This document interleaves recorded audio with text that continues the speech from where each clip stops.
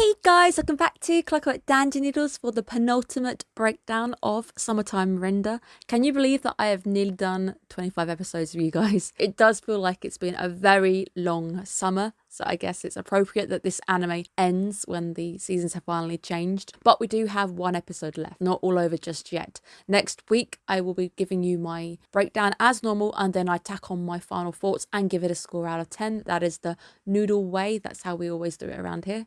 In un-noodle fashion, I have brought out my full breakdown early. The only reason I brought this out early is because Made in Abyss didn't have its episode this week. The final episode is next week. It felt bad not having a video go up. If you want to see what's coming your way, what is filling the gaps as all these animes end, make sure you check out that video. In that video, I go through everything coming your way that I am interested in, things that I will be breaking down on the channel, and my new feature, which should allow me to bring you guys more content. In about a week's time as well, I will bring you my end of season review where I will give you my top 3 anime. The only reason I didn't bring this one out is because not everything's finished yet, and I think I want to wait till everything ends before I finally give you my top 3, because I think a few things need to just a little adjustments going on.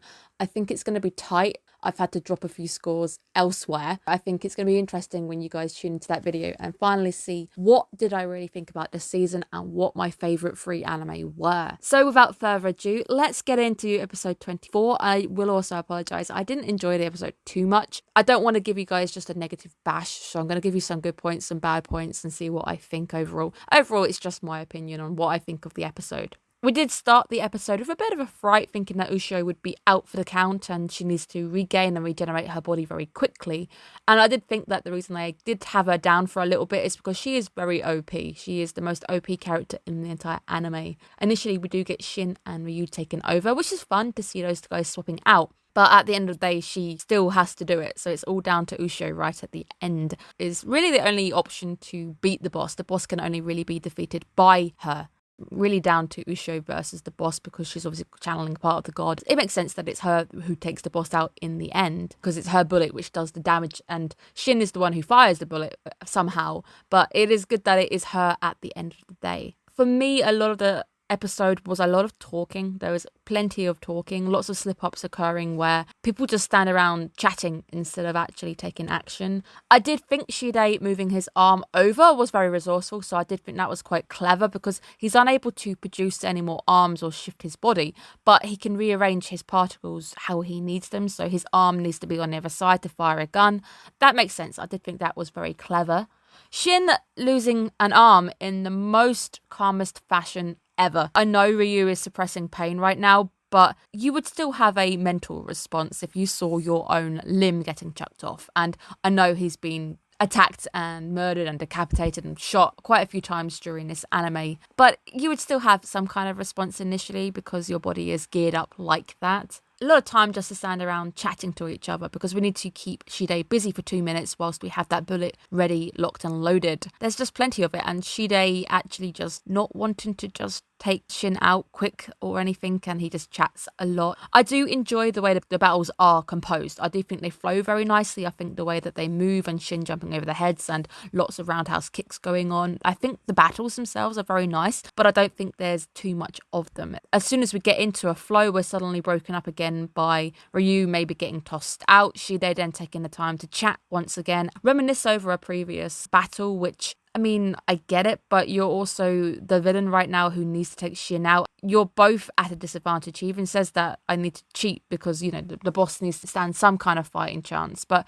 if you know that you need to cheat to get a fighting chance, you shouldn't be just standing there chatting.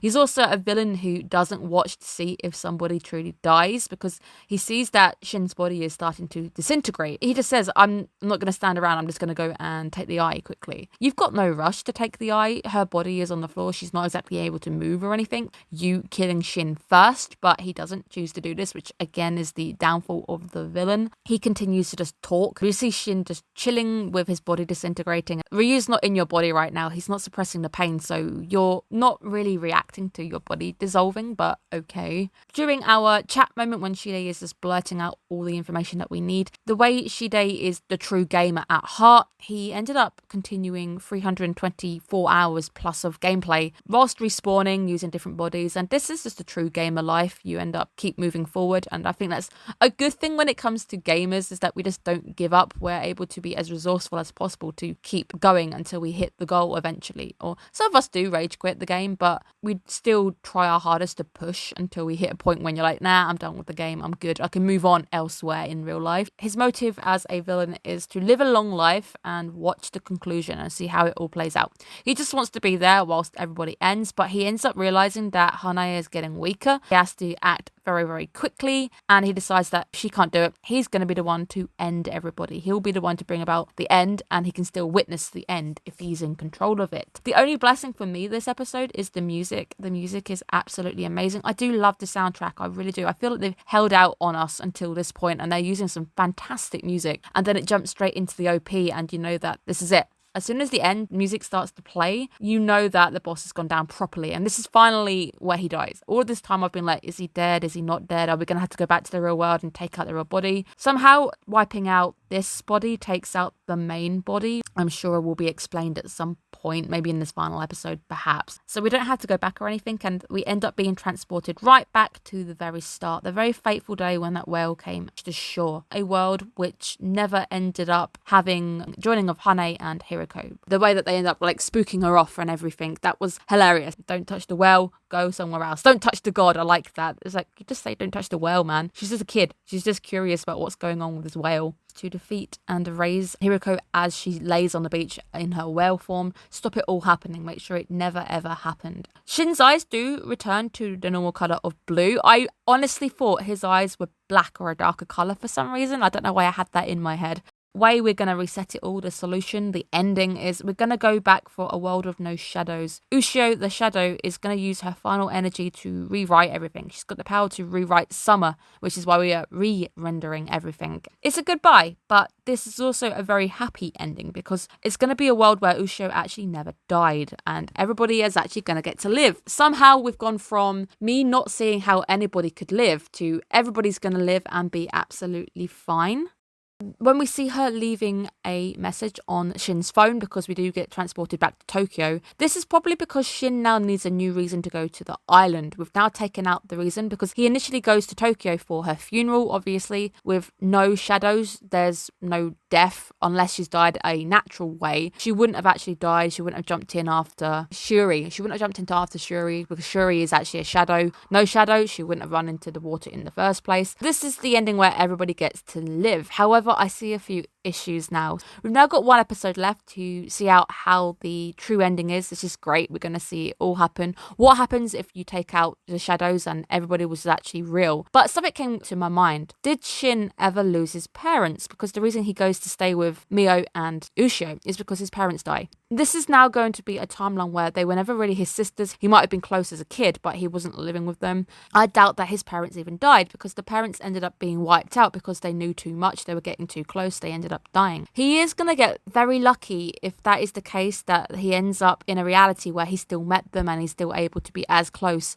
and still maybe confess his love for Ushio. Point where Hane says to Ryu, can we still be friends? But her initial time was 300 years ago. They wouldn't even cross over in timeline. There's no way in hell she would even be able to live that long to cross over with Ryu. So I see a lot of issues now, but maybe this final episode will wrap them up. I like the anime, but there's so many plot points, there's so many plot armor points or inconsistencies or continuity errors for me. I can't give it too high a score anymore. I will obviously deal with the score next week when we've got the final episode and we see how it all ends. I ended up finding myself more and more irritated by things. It's a good thing we've got one episode left because if we had more, I would consider ending the breakdowns on the channel because as I say in the few times I have ended breakdowns, I don't enjoy giving you guys negativity. You don't tune in for me to just slam an anime that you're enjoying. Bear with me for one episode and I will give you my final thoughts, see what next week brings. But we are finally at the end of the season now. So new animes coming our way. There is a lot coming our way, so I cannot wait to start breaking down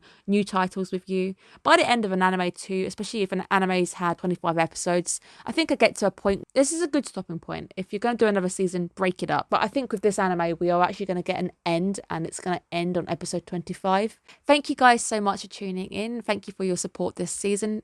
I really hope I get to see you next season with some new breakdowns. There's at least 5 opportunities for me to break down something with you guys next seasons. Hopefully I see you in at least one of those 5 breakdowns. Have a good day, guys. Bye bye.